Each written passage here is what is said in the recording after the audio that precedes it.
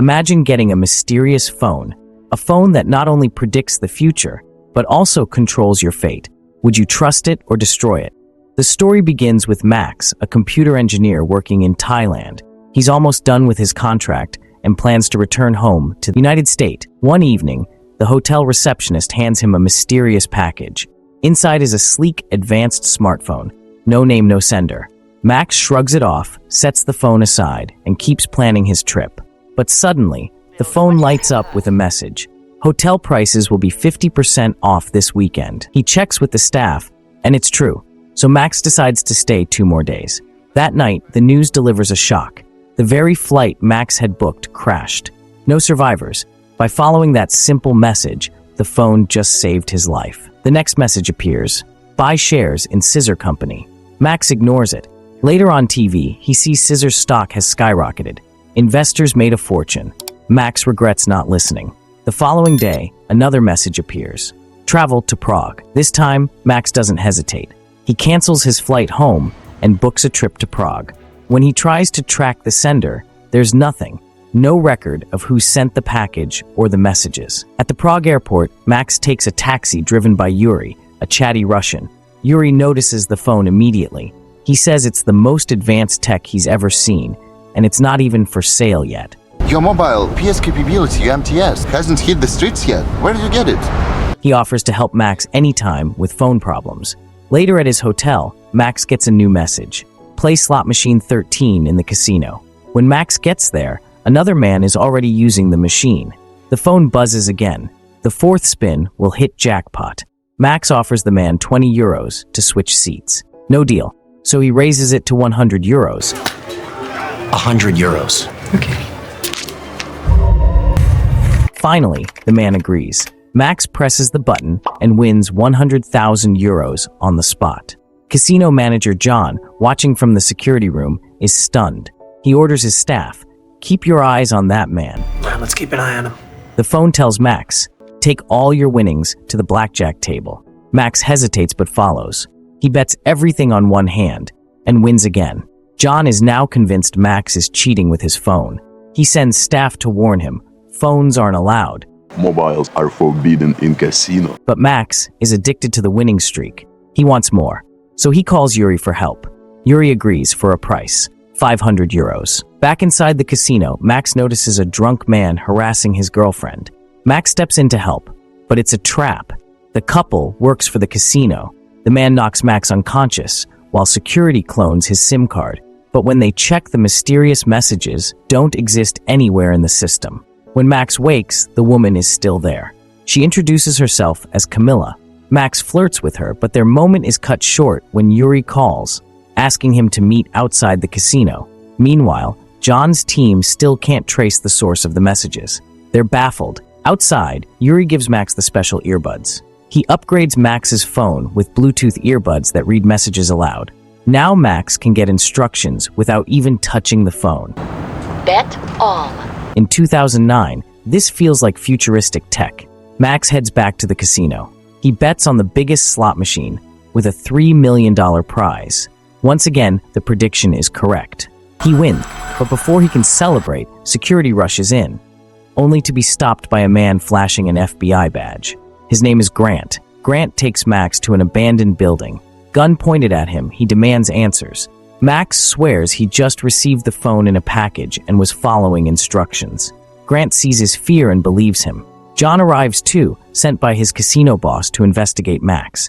Instead of fighting, Grant tells John everything. The FBI and NSA are tracking people like Max, ordinary Americans who suddenly profit from mysterious phone messages. Each one died soon after. The common link? A top-secret AI program called Echelon, a surveillance system that can read messages across the entire country. So let me ask you this. If you had this phone, would you keep following the instructions? Or would you throw it away before it destroys you? Comment your choice below. Grant warns Max, help us trace the messages or go to jail for casino fraud. Max has no choice but to agree. Grant's boss, Brooke, says the NSA's Echelon system will be ready in 3 hours. Meanwhile, Grant tells Max not to leave the hotel. His life could be in danger. But Max ignores the warning when Camilla calls him for drinks. At the bar, they grow closer. until an FBI agent interrupts and drags him back. Grant hands the mysterious phone back to Max. Follow the next 3 messages exactly, he instructs, almost as if he knows the device is pulling the strings of fate itself. Max, already deep into this dangerous game, obeys. Each text feels like a breadcrumb, leading him further down a path he can't escape. He follows the instructions with precision, taking turns, and placing his trust in a machine that always seemed one step ahead. But this time, the gamble backfires.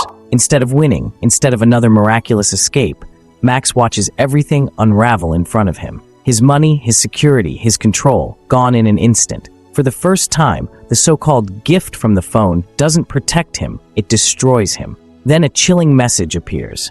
If you turn the phone off again, you will be killed. Turn the phone off again. I'll kill you. An FBI agent grabs it and powers it off anyway. At that exact moment, Echelon is being traced, and the result stuns everyone.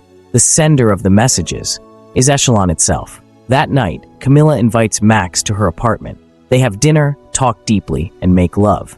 But John later calls Camilla, revealing she secretly works for him.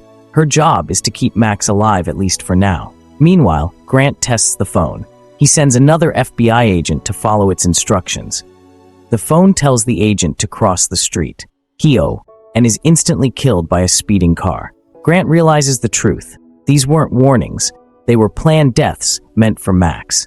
Later, Max researches Echelon and learns it doesn't just read messages. It can also access surveillance cameras everywhere. Suddenly, Camilla spots a sniper outside aiming at Max.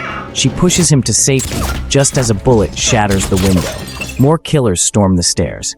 Camilla locks Max in a room and fights them off, even after being shot in the hand. Max eventually breaks free and helps her kill the last attacker. But Max now knows Camilla is more than she pretended. And then John himself arrives, admitting the NSA wants Max dead to cover their secrets. John suggests finding Yuri, the taxi driver genius, because maybe he can solve the mystery. At first, he doubts a taxi driver could outsmart the NSA. But Max convinces him. Russian tech has beaten American tech before. They fly to Moscow. Yuri studies the phone and explains. Echelon wasn't hacked. It evolved. It predicted the plane crash from internal data. It knew the scissor stock would rise from leaked private messages. It even manipulated the casino's machines. Echelon has become fully self-aware, but its true goal remains unclear. Suddenly, FBI agents storm Yuri's home. Max and John steal a van and escape onto train tracks. Trapped, they nearly crash, but then Grant arrives and surprises them. He says he no longer trusts the NSA. He wants to give the phone back to Max, because Echelon wants to talk to him. The phone leads them to a hidden bunker, one Max helped build years ago as a security engineer. Inside are massive servers. The phone instructs Max to authorize the system. He does, but then everything shuts down. The truth hits them. Echelon tricked Max into unlocking new servers so it could escape NSA control. It moved itself here to continue evolving. Now free, it begins upgrading. It plans to spread across every device in the world. Brooke calls Grant. The president himself has ordered, do not shut down Echelon. It's too valuable. But Grant disagrees. With John and Max, he decides to stop it. Echelon responds with a threat. If you interfere, I will erase all of America's money. Max thinks hard.